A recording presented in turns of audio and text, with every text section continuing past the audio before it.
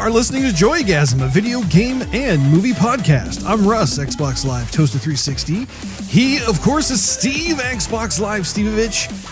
And we're feeling radioactive in episode 124 today, May 30th, 2019. We are going to be talking about a few different items here. Gaming news includes Death Stranding and the Avengers.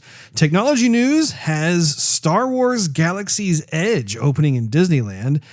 And our topic of the day is Godzilla, King of the Monsters movie review, which you can fast forward to if you look at the timestamps located in this episode's detailed section of iTunes, Google Play, Spotify, YouTube, etc.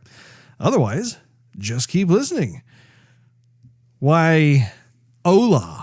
Or no, I suppose I should say, wait. Konnichiwa? Is porque? Porque is Espanol for why, isn't it? Yes, Russ. So I could say, porque hola, mi hermano. Why, hello. Esteban. Yeah. I'm not sure if that's how you actually say it. Yeah, probably It's not. probably broken Spanish. Spanglish. Yeah. Yeah, I'm doing good. It's been a long week. It's been a long 4 days. This week is supposed to be shorter, Russ. This was a very long week. Yeah, we've been having a few of those as of late. Yeah. You know what else? No, I don't. My back still hurts. My right glute still hurts from jumping over the fence to Your let your left daughter in the pool. Butt cheek. Right in the belt section. My yes. It was feeling fine until today, and then it started to flare up again. I'm sorry to hear that, Steve. Yeah, it feels Have you great. taken any pain medication? No. Well, yes, but not today. Not today. Why not today? Because I didn't really notice it until I got home, and there it was, kind of thumping me, like pushing up against my butt cheek. Oh, what is that thing? Is that knot? Damn. Did you know that they're making another Terminator movie? You knew that, right? Yes. You know the trailer's out for that? Yes. Have you seen it? Yes. What'd you think of it? It does. Here's the issue that I have. Basically, it sucks because you didn't have that initial reaction of like, oh, yeah, it was awesome. My beef is Terminator 2 Judgment Day was such an iconic film. And what's interesting to me is that James Cameron, especially when it comes to the Alien property and Terminator, well, I was going to say Terminator 2, but it's the Terminator property. What was interesting was that he was the director of the sequel for both movie franchises, Aliens and Terminator 2, both of which arguably are the best film in those respective series. Like any Terminator movie that came before or after Terminator 2, it just was not as good. And so it's interesting because they continue to make more and more of these Terminator movies, but they are unable to recapture the magic that was Terminator 2, which is saying something when you think about how far we've come with CGI over the years, because the Terminator 2 came out, I believe, in like 1992. A lot of twos in there. But I mean, that was a long time ago. So, I mean, and at the time that the whole liquid metal thing was brand spanking new and no one had ever seen anything like that before. And to this day, we have just been introduced to so many different concepts that are able to be done in CG and CG overload. But what's weird is like for instance, the trailer that was out for it, I watched it and I just found myself being underwhelmed. And again, it's so funny that you asked me about this because it's caused me to have this whole like diatribe. But what I have found as a trend within the last couple of years is how I respond to seeing certain actors be brought back to the silver screen.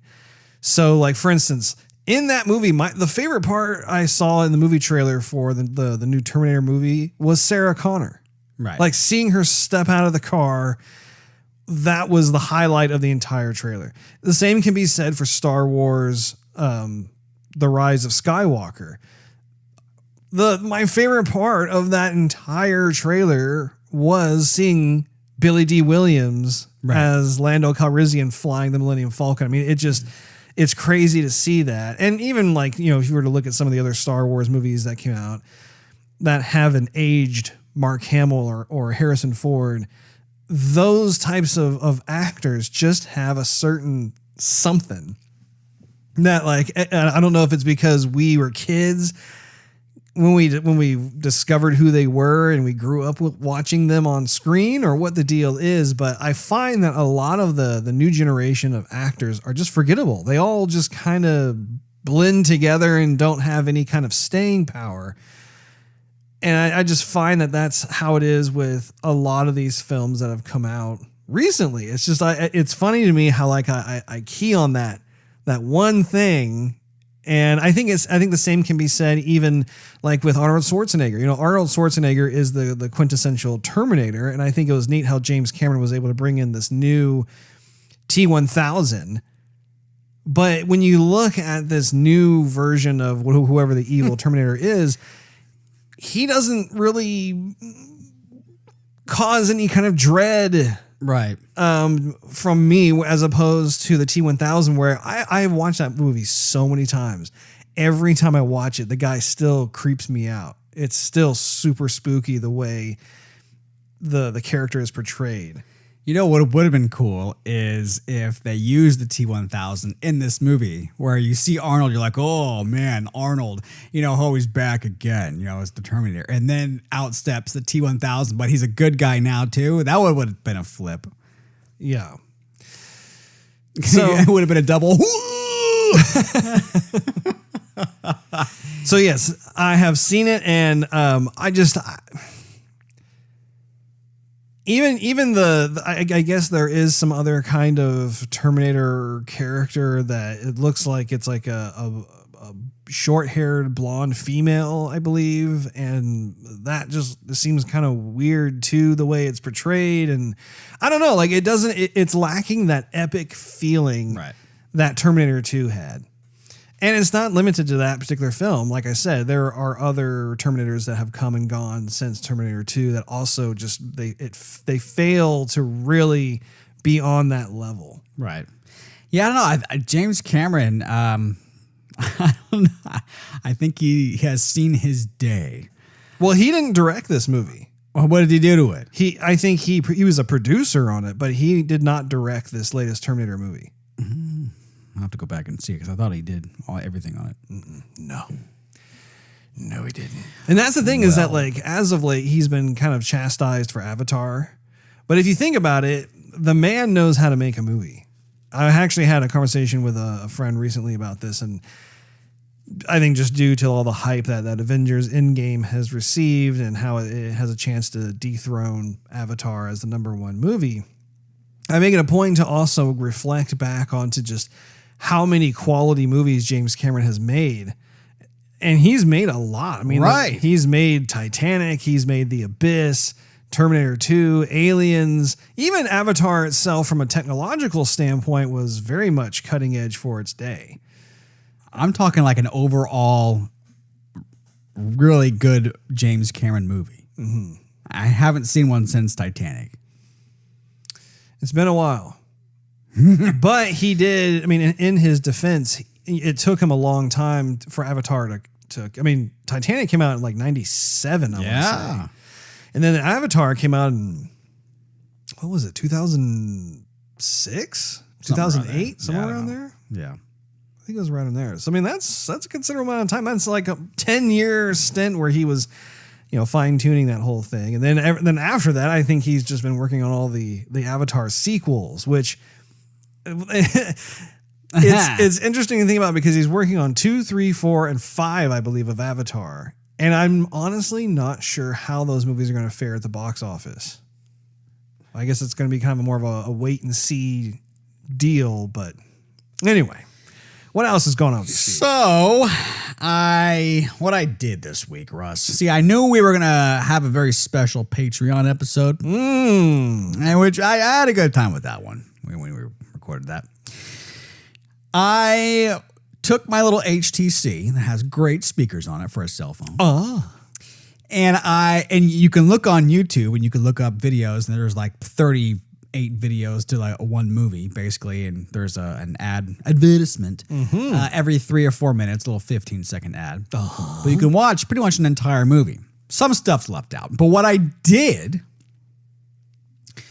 is after I watched Iron Man 1 on the big screen, I went back and I watched Iron Man 2 on my HTC, free, YouTube. Good for you. Iron Man 3, YouTube, free, HTC. And then Why would you want to watch those movies on a dinky phone screen? I don't have them. I don't own them.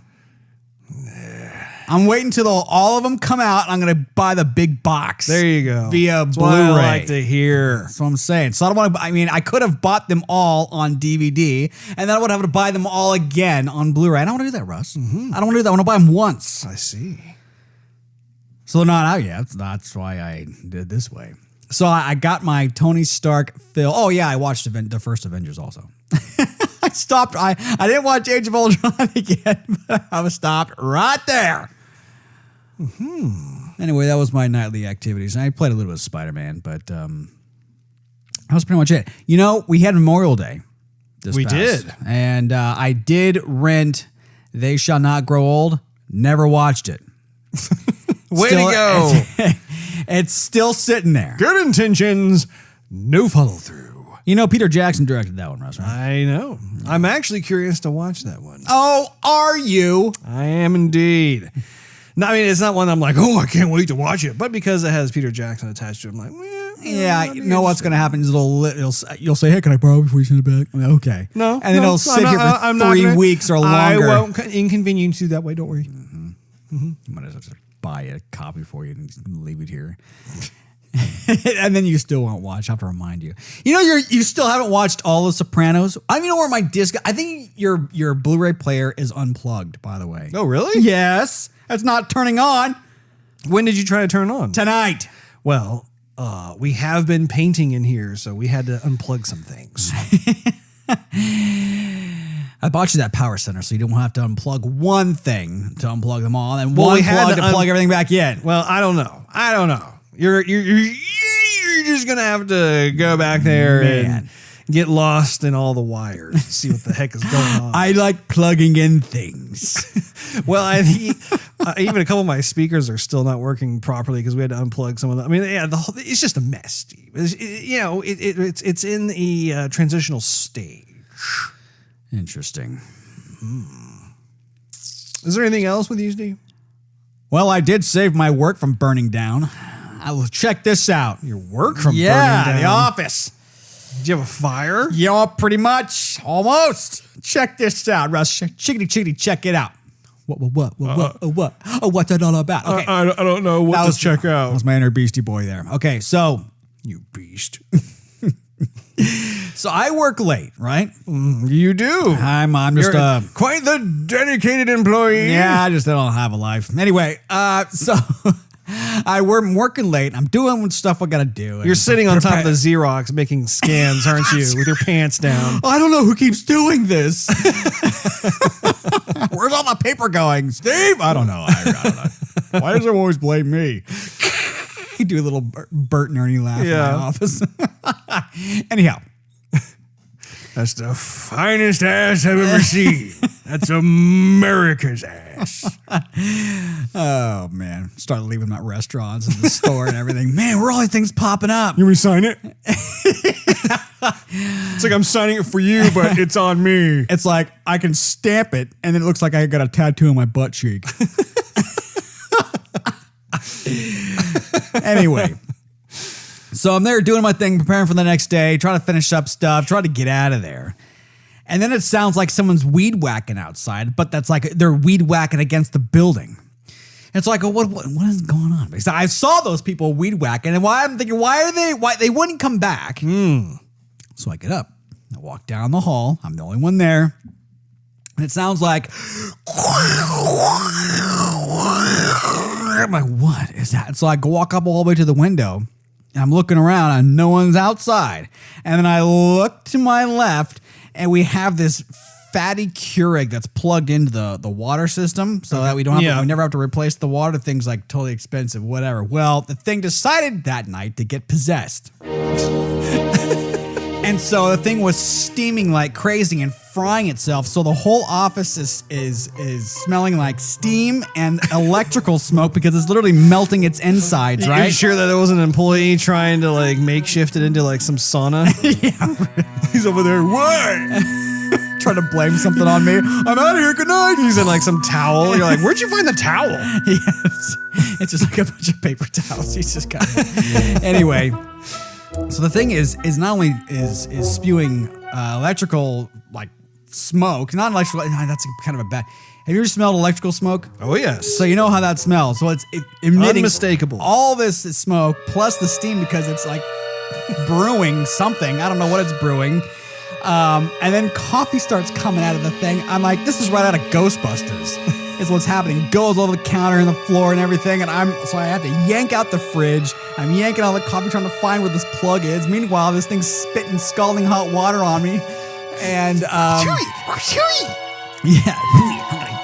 that. Anyway, so I unplug it, and it sputters and it coughs and it spits itself to death. Yeah. Oh man. So I had to stay a little longer to air the place out so the alarm wouldn't. Well, I'm sure that your boss was relieved that you were still there, being such a dedicated employee and preventing the office from going through any kind of horrible mishap. Right. Pat on the back, Russ. There you go. That's all I need. Pat on the back. Good game. Nice job. Get back to work. So I watched. Wait, what have you been up to, Russ? Well, okay, there you go. Okay, thank you. I watched God of War Raising Kratos. That's a movie. It's not a movie; it's a documentary. Yeah, I mean, it's actually about a 2-hour long documentary. I didn't even know it existed. I was just kind of going around through YouTube, and all of a sudden it came up, and it is super cool. It really chronicles the process that Sony Santa Monica went through. And Cory Barlog, who is the game director, you really see how he started out with the older iterations of God of War and then going in a completely new direction with the relationship that Kratos had with his son Atreus. And it's super fun to be able to watch how, I mean, I don't even know really where to begin on this thing, but it's a very raw take on how a game gets developed in the gaming industry. It's not sensationalized or, hey, we're just so successful and cool over here. I mean, it's very much a honest, blunt look at the process that took place in order to get God of War to the PS4. And so, you see a lot of frustration, you see successes, you see when they had to have layoffs, and you see a lot of the mental challenges and anguish that Cory had to go through. I was hooked like the whole time. It actually took me a couple of days just because typically I was watching it when I got into bed and was just trying to get tired and stuff and go to sleep. So I would watch like about 30 to 45 minutes at a time. But I was so glad that they decided to release that because for folks like you and I, we're just playing the final result. We're playing God of War on the PS4 and we're just blown away by the graphics, by the story, by how there's no loading screens, all this stuff. And so it was really neat to be able to watch this and see just what the team had to go through in order to produce a game like this. I mean, one of the things that they talk about is just how close the studio was to shutting down, because they had put quite a bit of time, money, and personnel into this other game that ultimately got shut down. It never saw the light of day. And all of a sudden they had like all these people that got transferred over, and they were way too early. The original plan was like, oh, they're going to finish that game and then they're going to come over to God of War and it'll just be this nice segue.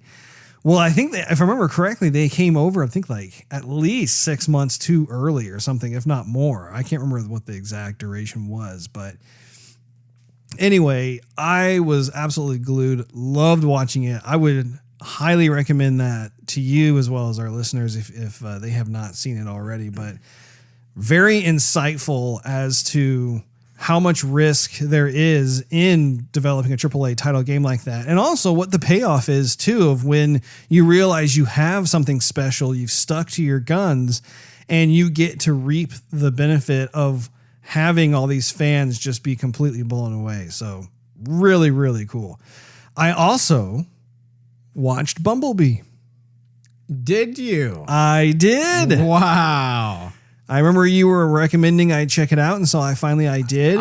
I recommended checking out the beginning. I said the rest of Bumblebee is like Transformers Hallmark style. Yes. And I agree. I think that the first 10 or 20 minutes of the film, dude, that mind-blowingly good. It brought me instantly back to being 10 years old watching the Transformers cartoon. But done right. But yeah. I mean, just you're like, oh my gosh, like this is incredible. Like seeing all these beloved characters, both the Decepticons and the Autobots, really, really well done. I gotta say that for the rest of the film, I thought it was smart of them to have it take place in the 80s. I thought it was really cool. I feel like they really captured the essence of the late 80s. And there were things like the mother totally reminded me of our mother. Like I thought it was the funniest thing how she was a nurse and she's so affectionate and like she has like doomsday scenarios for every little thing that you want to try and do. You know, she just like does the whole helicopter parenting thing where she's like, well, you can't go there because statistically speaking, you could die or whatever it is, you know, but it's that loving like nature thing, even though it's like kind of smothering. I thought it was so funny because in the movie, the mother is a nurse, and yet our mom in real life was a nurse before she retired. And even like our aunt is a nurse, and they all like if you're a nurse, it's almost like there is this universal trait that's there. That's they just all possess that. It's really, really funny. And, the rest of the movie, it was okay. It was fun to watch. I did think that the female lead was lovable. You know, I liked the relationship that she had with Bumblebee, but it was nowhere near like on the scale of like the first 20 minutes. I thought that was just incredible. Like I would want to see a movie just on that alone. I wonder why they just stopped there.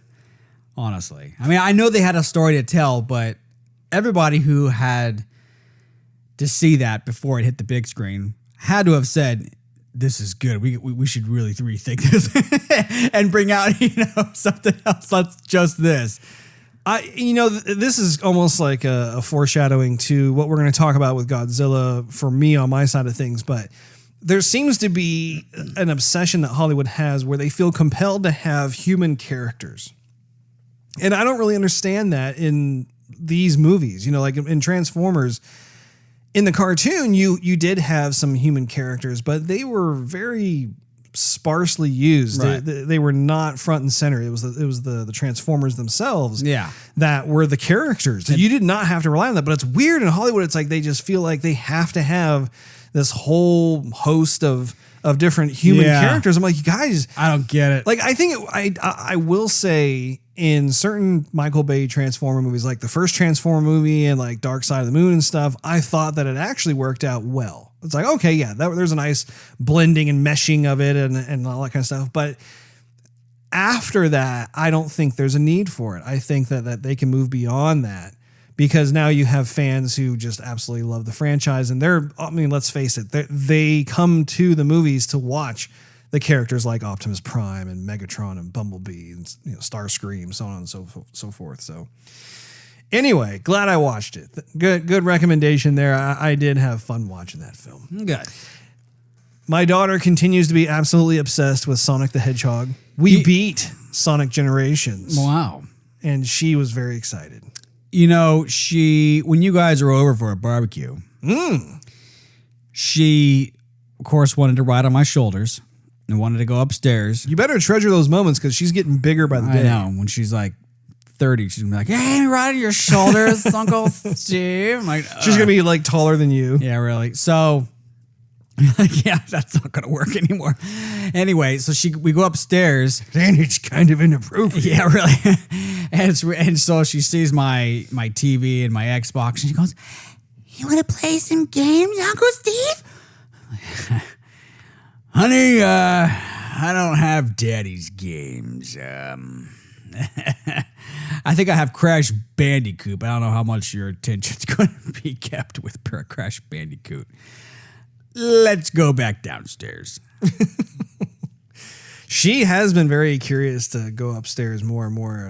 I'm just like, hey, you don't need to go up there. You can stay down here with the rest of us. But Yeah. She does make her way up there sometimes. Also, we've been playing Team Sonic Racing, and she has been getting used to the idea, the concept of how to control a car in a game. At first, it was very painful. She was going the wrong way, and she just seemed to be a magnet toward the walls and stuff. But after showing her the ropes a bit further, she is definitely showing signs of improvement. So she could be a wonder kind here in about a year. She knows her right from her left. Now she's getting better. Yeah. Definitely getting better.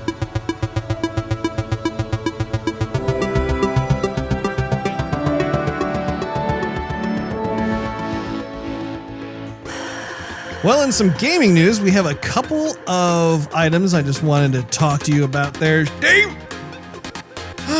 The first one here has more to do with new Death Stranding trailer. Have you seen this trailer, Steve? No, Russ, I don't want to see a guy walking around everywhere with a baby strapped to his back with some invisible monsters or whatever. I'll pass. Oh, come on, Steve. Don't say that.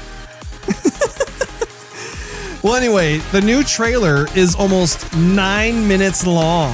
Yeah. I think you really should. I think you should check it out.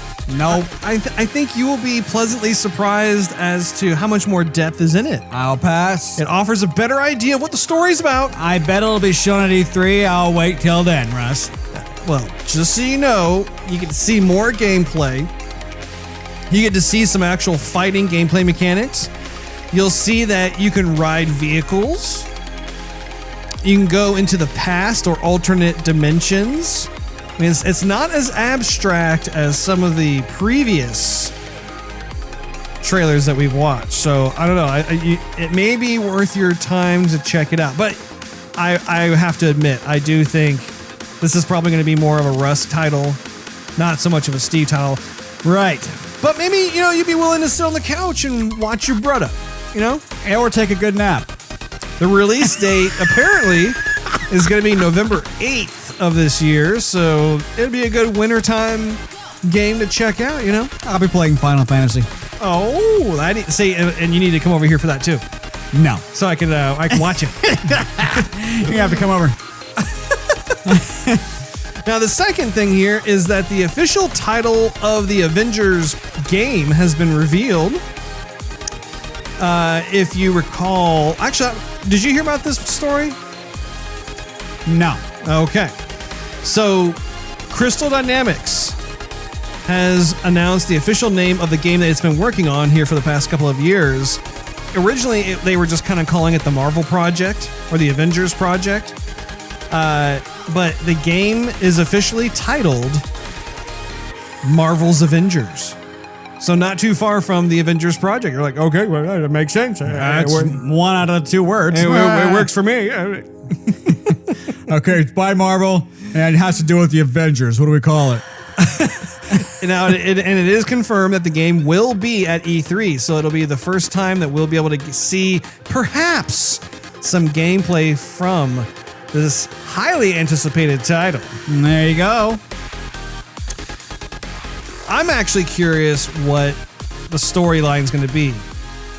Do you think it's going to be just like what the films have shown, or do you think it's going to be more of an original story? I think they'll probably throw in a little bit of what the films have shown, plus a little bit of original story. It'd be kind of boring if they just went through what the films had. They got to put their own spin on it. That's true. Well, we have a fun little technology article here. which is Star Wars Legends Unites for a Galaxy Edge opening. Now, we've talked about this on the show in the past, and that is that the latest expansion for Disneyland is the Star Wars land, the Star Wars Galaxy's Edge. Well, earlier this week, Steve, it became open. They had an opening ceremony for it, and Disney's CEO Bob Iger welcomed the maker himself, George Lucas, before being joined by Mark Hamill, Billy D. Williams, and Harrison Ford to the stage. It's a little bittersweet, though, because Carrie Fisher, of course, is not on stage there, but it was nice to see all those OG actors from the Star Wars movies. What was interesting was I was looking at some of the comments that people left from these articles, and there's one I wanted to share with you. This guy said, I keep hearing Star Wars is no longer for us, quote unquote, yet we keep coming back to the core characters every chance we get. Where's Finn? Where's Rey? Where's Rose? Answer, Disney has too much writing on this to open it with characters no one gives two craps about. Yeah.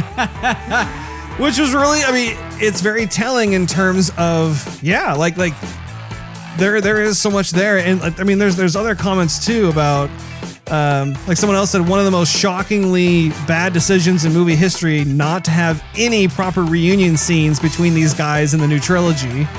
Because if you think about it, they're all separated. Another person said, agreed. Force Awakens isn't a bad movie, but I wanted to see the core three together again in these movies, if not one scene at least. That would have made me smile, tear up, and filled with joy as they played off one another. I mean, it goes on and on and on. Another person said, yay, Luke and Han finally get their reunion. But seriously, was it that hard to write a scene where the original three were all in it? Was it, Disney? I tell you, man, the whole Star Wars community is absolutely divided. They really are. Yeah. And of course, you had some snarky fellow that said, I thought it was about the Samsung Galaxy Edge phone. That's what I first thought, actually.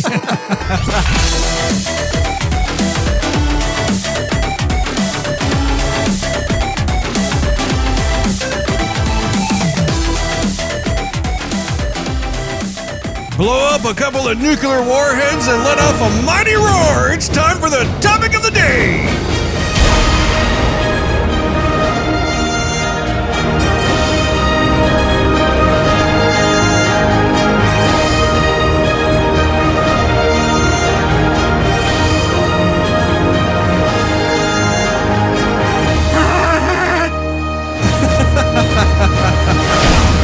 Our topic of the day is our movie review of Godzilla, King of the Monsters.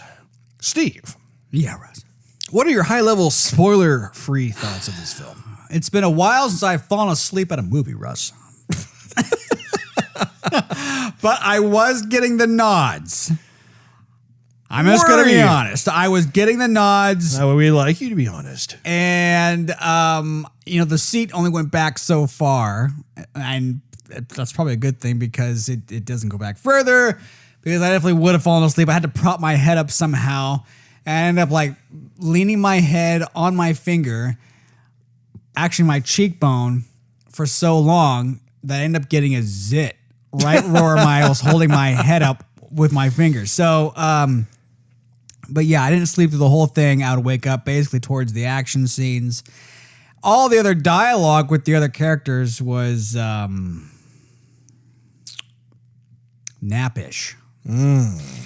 So I was thinking, why didn't they just make this movie like a full CG movie? Why didn't they make it like Gantz Zero? Why do they have to go just... Gantz Zero was a good movie. Yeah. I just don't understand why they have to mix. It's going to be a special effects movie. And you're going to notice the special effects totally away from the real characters. So why not just make the whole thing CG and you can do whatever you want to do and not have that kind of transparency. You know what I'm saying? Oh, I hear you. So anyhow, what I thought was, back when we were little, we were watching the old school Godzilla movies with the dude in the suit and with the city models, and they're doing the best they have with special effects. And yeah, it was kind of campy and whatever, but that was part of the charm. I enjoyed those. Mm-hmm. I think if you're a real Godzilla fan, you might have fun with this one. I didn't see the previous Godzilla movie. Oh, you didn't see the one from 2014? No, I think you asked me that last episode. Actually, no, it was the Patreon episode you asked me about that. I said no, but yeah, you didn't remember that anyway. So I didn't see that one, and I kind of don't care to. So I don't want to dump on the movie too much, because if you are a Godzilla fan, you're probably going to like the movie. But, I appreciate the old school movies, but I can't really appreciate and grasp the new school movies. So that's kind of where my perspective is.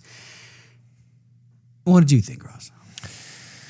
I thought the film had impressive visual effects. That was kind of a given going into a film like this, although it's never a guarantee. I mean, I've been to movies where I was expecting some amazing visual effects, and I go there, I'm thinking, man, this is not, this is pretty subpar. But this was actually impressive in my opinion. I also thought the sound had a massive massive destructive quality.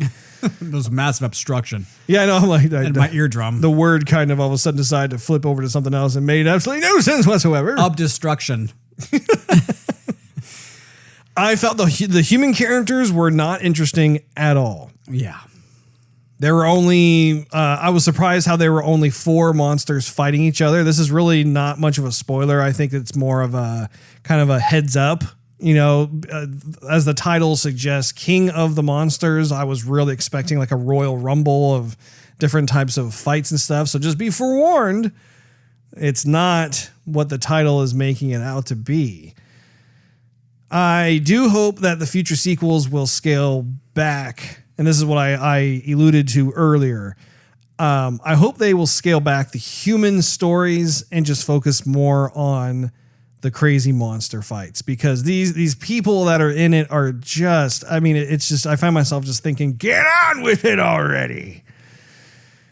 And I will pose this question, Steve. Why do the monster fights all happen in the dark? I want to see some daylight fighting here. Because monsters are nocturnal. Well, we put it like that. I don't know. Yeah. Anyway, the spoiler elevator has been destroyed and busted by all these monsters fighting it out. So unfortunately, we have no way of getting down there. So we're just gonna go ahead and do it from here.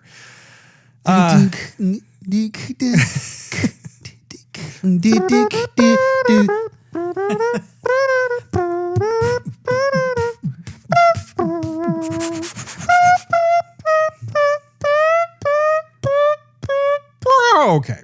I don't know if that was mixed with some tootage over there or not, but so anyway, this is the spoiler version of our review of Godzilla. Let's just get rid of the first impressions. Okay, let's get right to it. Yeah, exactly. So for those of you who have not seen the movie and don't want to hear any spoilers, we suggest that you pause us and go see the film. Otherwise, if you have seen it or if you just don't care, just keep listening to what we have to say.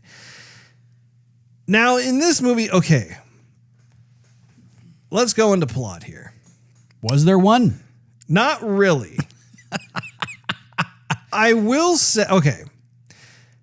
Again, I want to re-emphasize this. I do not understand Hollywood's obsession with feeling like there's a need to have these human characters that do not exist in the original storylines to have these prominent roles. It's almost like if they're thinking, oh, well, the audience needs to have some sort of human representation. That way they can feel like they bond to them and feel like they're in the moment. But when it comes to films like this, it's like, no, you don't need any kind of human character. Or if you do, you need to like just really sparsely have them in the film. Let the characters that everyone knows and loves take center stage and just let them roll. And I think it's the same thing with Rampage came out recently with The Rock. And I actually have not seen that film, but the trailers seem to really suggest like there is a very prominent role with like Dwayne Johnson and some of the other folks who are there. But as someone who loves the arcade, that the movie was based upon. I mean, it's like, okay, the arcade game had some huge wolf, some huge gorilla, and some huge dragon looking thing. And they just like laid waste to these huge skyscrapers and cities and stuff. And it's like, yeah, I mean, that's what it's about. It's like having this huge Royal Rumble kind of a thing. Just do that. Just have, like to your point, have there be a field day with the CG characters that you see in there. And you know. Although partially I can understand because Godzilla doesn't talk. Godzilla doesn't talk. And I think that's why you use the human characters sparingly. Like you can have them like set something up, but like the fighting itself between the monsters needs to be more epic. And I think that was one of the things about this particular film that I found to be actually a little bit on the disappointing side compared to the first Godzilla. The first Godzilla movie, Godzilla was just brutal. I mean, some of the moves he was doing was just, I mean, you watch and you're like, man, that was awesome. Yeah. In this one, it was like they just did a lot of grappling, but Yeah. there wasn't like those moves where you're like made you wince, Yeah. you know, and you're like, Ooh. ooh, yeah. You do. I will say you do need to watch the first film because there is some really cool spectacles in that. Well, it's kind of hard because he's kind of a lizard and a Tyrannosaurus Rex Yes. and a dragon. Yeah. So he has short arms. Mm-hmm. So he can't really do much boxing. No. He's not going to get all Mike. He's not going to get all Mike Tyson on him, Russ. I just thought of something. What? Bit his ear off? WWE. Or in our generation as being kids, WWF. You want a little excitement? When you think about that TV show, what do you have? You have sparse talking that sets up the fight, don't you?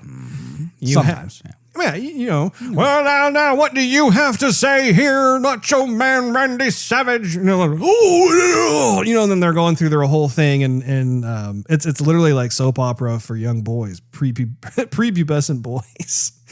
But what is the meat and potatoes of the show?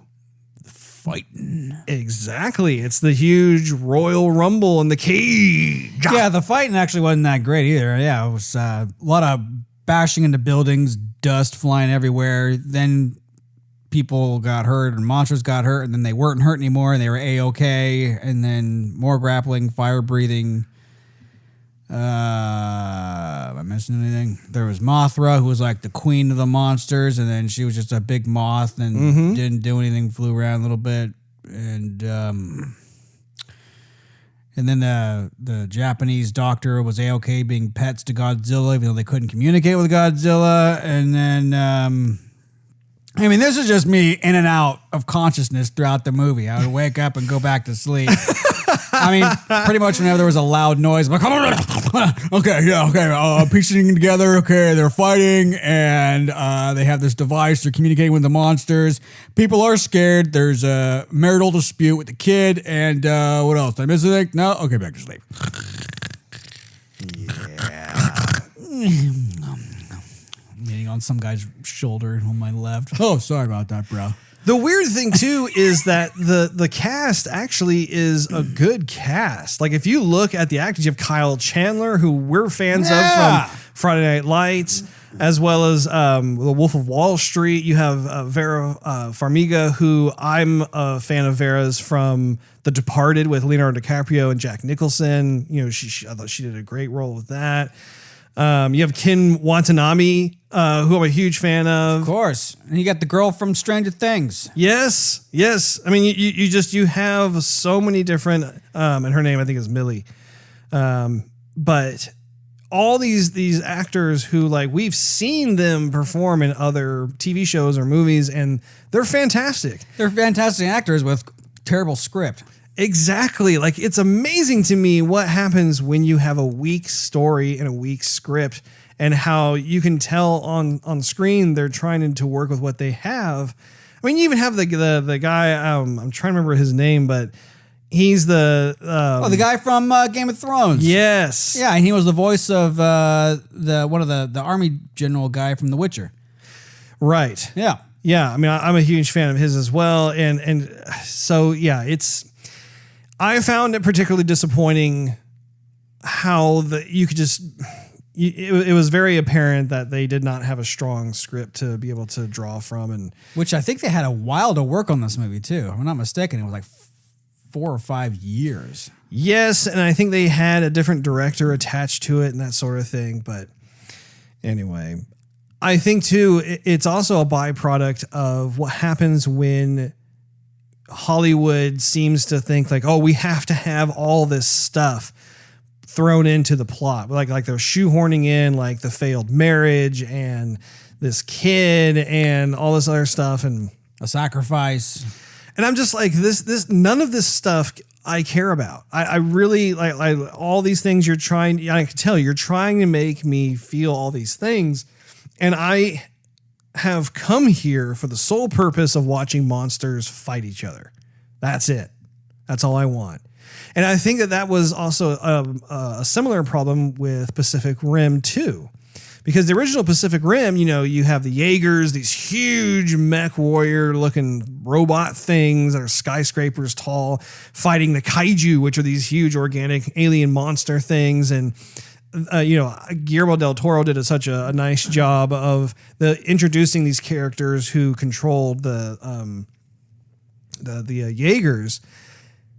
But he didn't focus on it for too long because what do you want to do? Let's get into the fight. Let's see what these huge behemoths do to each other, And then I never saw Pacific Rim 2, but just judging from the trailers and people who I've talked to have seen the film, there seemed to be more of an emphasis on some of those characters and that sort of thing. So I think that Godzilla also has the same problem in the sense that the first Godzilla movie that came out back in 2014, I actually was a fan of. I thought it was a fun movie. I thought it was very entertaining, and I thought they did a nice job of building up Godzilla.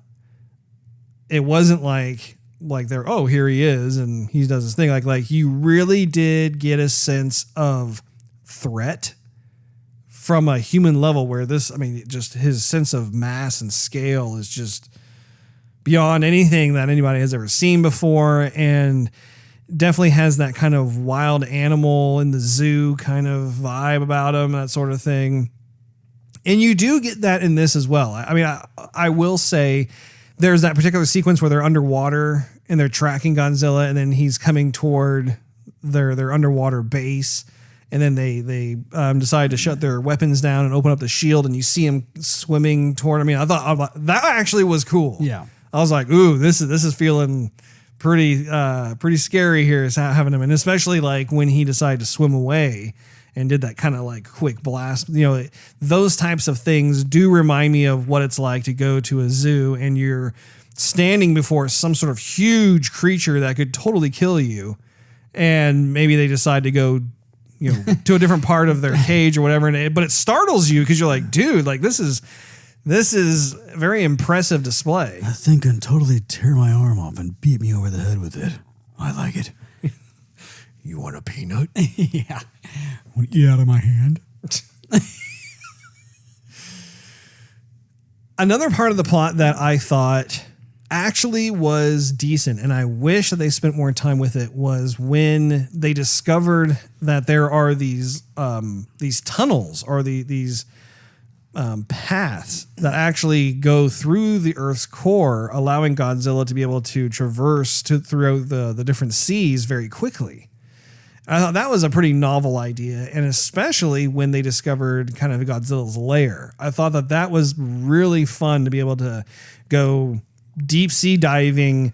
They discover this ancient city that had never been seen before, and it was some kind of ancient civilization that actually was really cool from an exposition standpoint. It's oh, okay, now we're having some kind of purpose as to how long Godzilla has been here and what the relationship was with the human race and what are some of these other monsters, that sort of thing. I thought that was actually pretty fun. What did you think about that? For the parts that I was awake for. What the heck? Yeah. For the parts that I was, it was fine. I thought it was kind of cool. I didn't think it really enriched the film at all. If I'm honest. I think they were reaching for anything they could pull to make any sense of the story that was beyond the fighting. I mean, the reason all the monsters were fighting in the first place was because some random corporation wanted to wake them up to take their DNA to sell it to whoever to make other weapons and stuff and profit from their bodies. Yeah. Right. So we're going to wake these things up and they're going to fight. And yeah. So whatever happened on the sidelines was just kind of marginal. Well, and the other part of the story too was the idea that this woman thinks that she'll be able to right all these wrongs. And the film really succeeds at me utterly hating this woman who just has this completely just far left field. I don't know. this idea that like by waking up all of these huge monsters that it's somehow going to save the world, and how humanity is a virus that the earth is trying to purge and all this stuff. And like I found myself just going, man, like this character, I don't know if this was the director's intent, but I really don't like her. Well, plus like I think the doctor was saying something about how, no, it wasn't the doctor. It was somebody, I think the guy with the glasses in the government, something. He was like, oh, these things are gods. These are the original gods. I'm like, no, they're just big beasts that can't communicate and just want to fight each other. Like, that's like, what? Yeah. They didn't create anything. Like, what in the world? Well, and in the plot, it's interesting too about how they try to bring her full circle where like she's with her ex-husband and they're trying to find their daughter, and you can tell they're trying to make her character seem likable again because she's come around and everything. And even then I'm like, I despise this character. Yeah. I find it absolutely absurd what she was attempting to do. It just didn't make any kind of sense.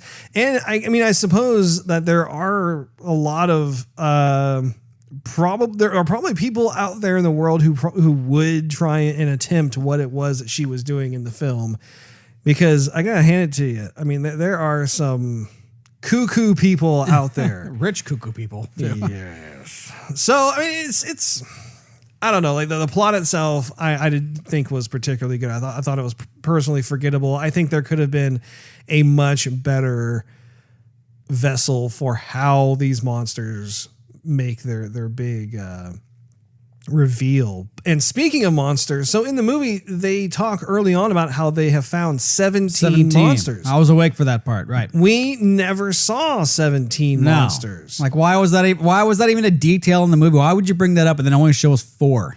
Well, okay, so they did, technically speaking, they showed more than 4. Because I was asleep after 4.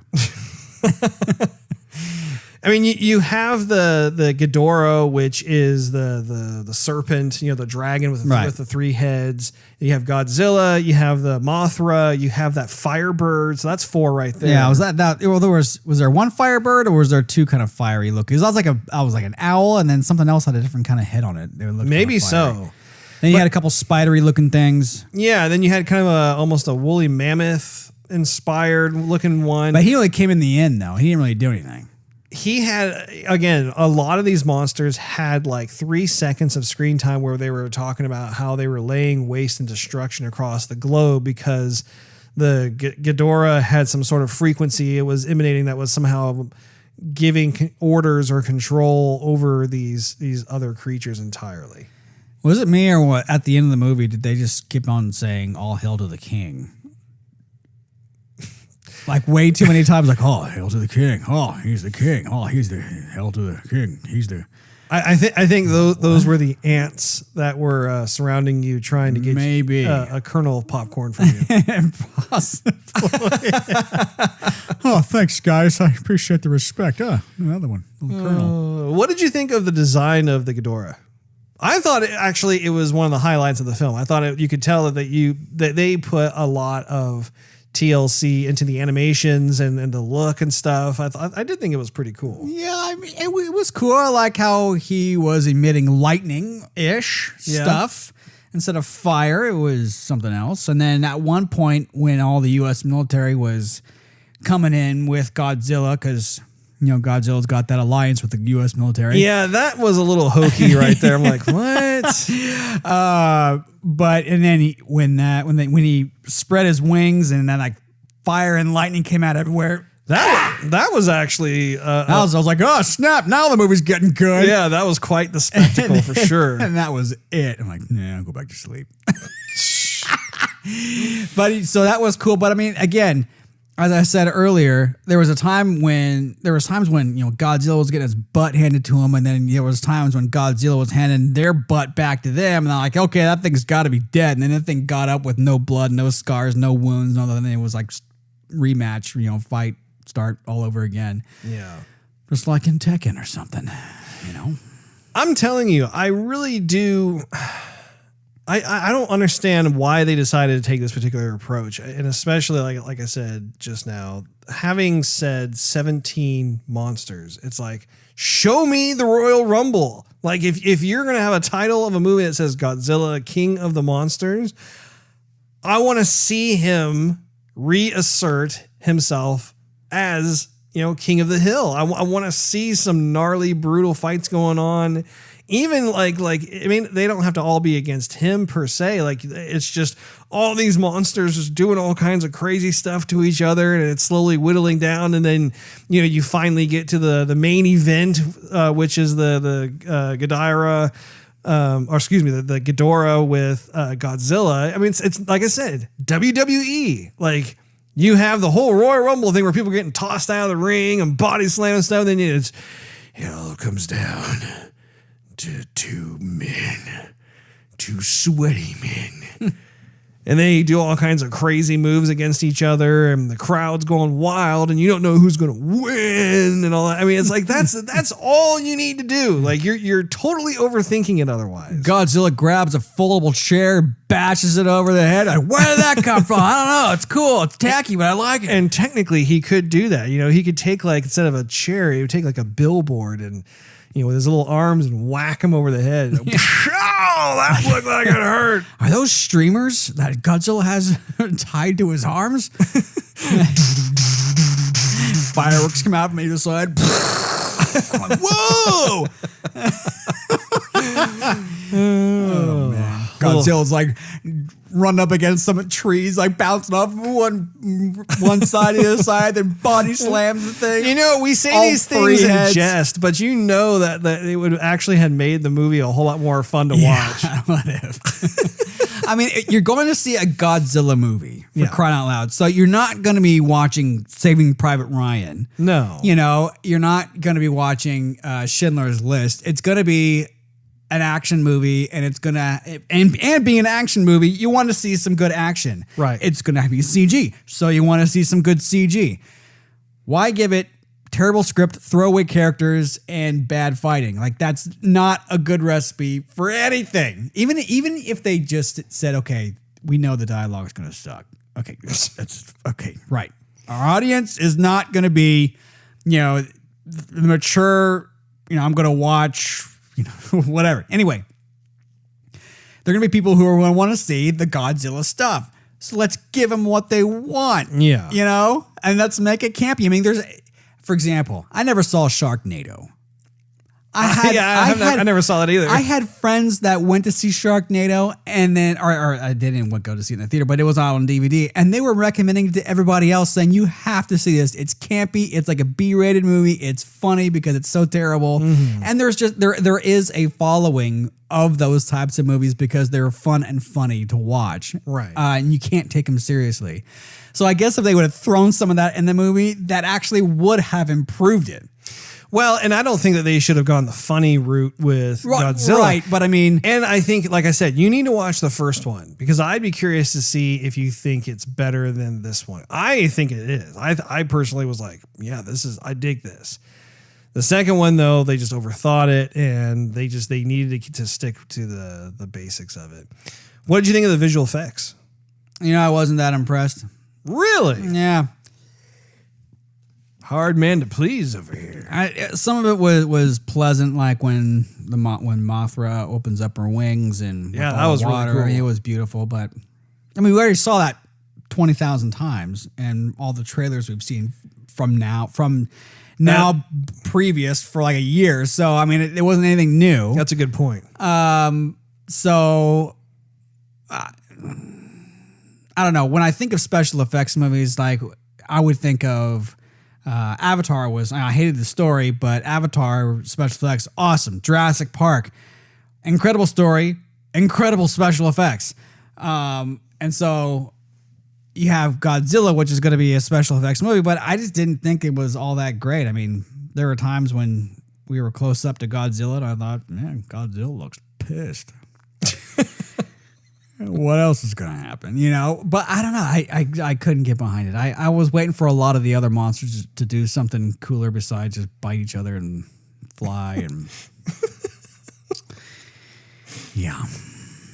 I mean, when you're grasping for straws for reasons to like the movie, that kind of just says something. If the special effects were that good, for example, we liked all of the CG in Gantz Zero, and that made it an awesome movie. Even though we were questioning a lot of why is this there, why is that there? Well, this doesn't make any sense. But overall, we had a good time with the movie. We had a good time with the movie. The characters actually had engaging things to say because it had a direct impact. They were invested in this world, whether they wanted to be or not. Right. But also the monsters were just terrifying. Right. I mean, you look at how these monsters were behaving and just the way they fought and everything else. And it was, I mean, it is a very thrilling, brutal movie. And that just was not the case, in my opinion, here with this Godzilla film. So I did manage to find a few little morsels of movie trivia, courtesy of IMDb. Mothra's eye spots on her wings were designed to resemble Godzilla's eyes in order to create a connection between Mothra and Godzilla. Right. And they actually said something about that. One of the soldiers was like, "Oh yeah, Godzilla, Mothra, they like have a thing." Yeah. So you were awake for that? I was awake for that.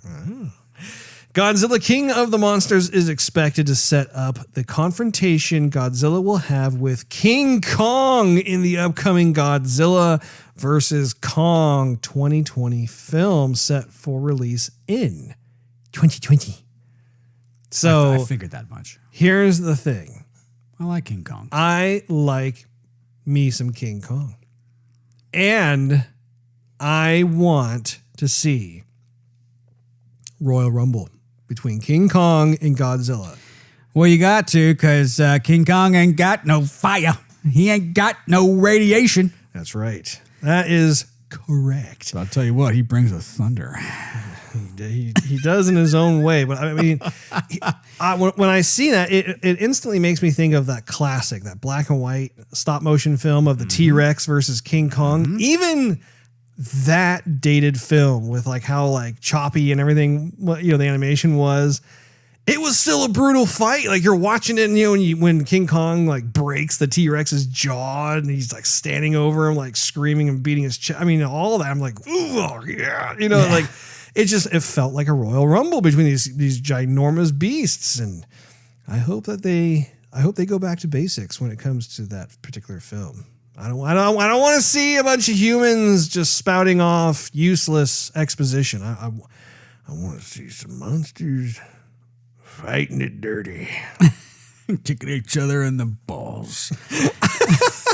That's the largest scrotum I've ever seen in cinema.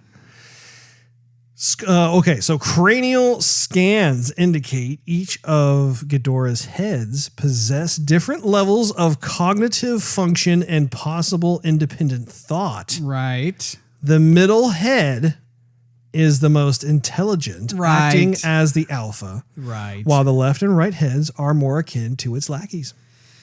I could have told you that. Well, why didn't you? I thought you already knew it. I didn't know. How was I supposed to know?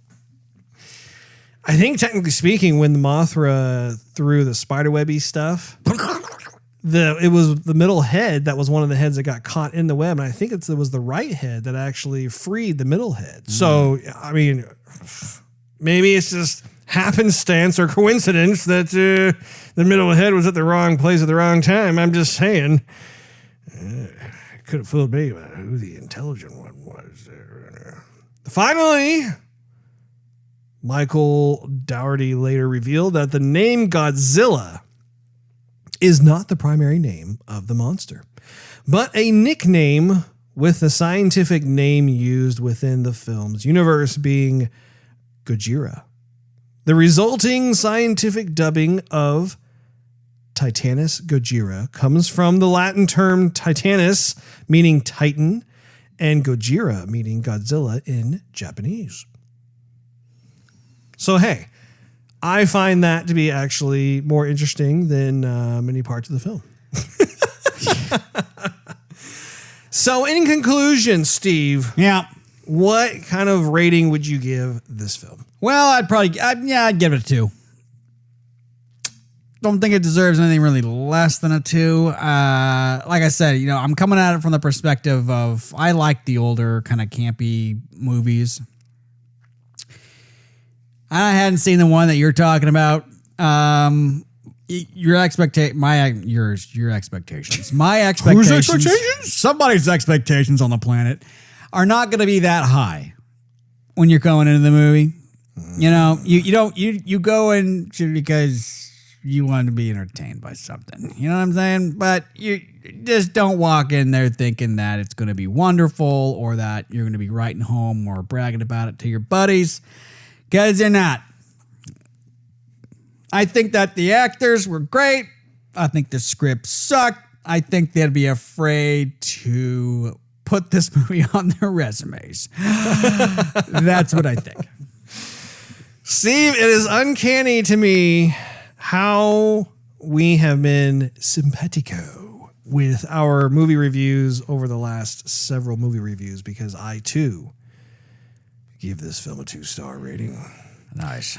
And it's for pretty much the same reasons as what you just laid out. I think that the cast itself, when we look at who they are, they're all very accomplished actors. I think it's just a result of a poor script, and it's just Hollywood overthinking a film that doesn't need to be thought about all that much, to be honest. I mean, like, if they had put more effort into the fighting itself as to like what kind of crazy moves and stuff these monsters are going to do to each other and everything else, I think it would have made for a much more memorable spectacle. I do think that the visual effects, for the most part, were good. I was very entertained by it. I think in some scenes I was pretty wowed, actually, by what they were able to accomplish on there. But I like I said earlier too, I think that the first Godzilla movie was a better execution of this world that is Godzilla. So I'm still going to go see Godzilla versus Kong next year, but I hope that the creators are taking notes from folks like us that are giving our honest opinion of this, and we'll make some certain tweaks. So that wraps up this episode of Joygasm. Make sure you tune in next week when we actually talk about our E3 2019 predictions. Thanks for hanging out with us. If you enjoyed this episode, we invite you to check out patreon.com/joygasm and consider becoming a monthly contributor. You'll get exclusive perks and early access to the show. Not to mention, it really helps us continue doing what we love to do. Also, you can follow us on social media and YouTube. Just do a search for Joygasm TV. In addition to iTunes and Android, you can listen to our podcast on TuneIn Radio, Stitcher, Spotify, and SoundCloud.com/Joygasm TV. Last but not least, search Joygasm TV on Twitch to see us stream our gaming adventures live every Wednesday night at 9:30 p.m. Central Time. We will see you next week. Bye-bye.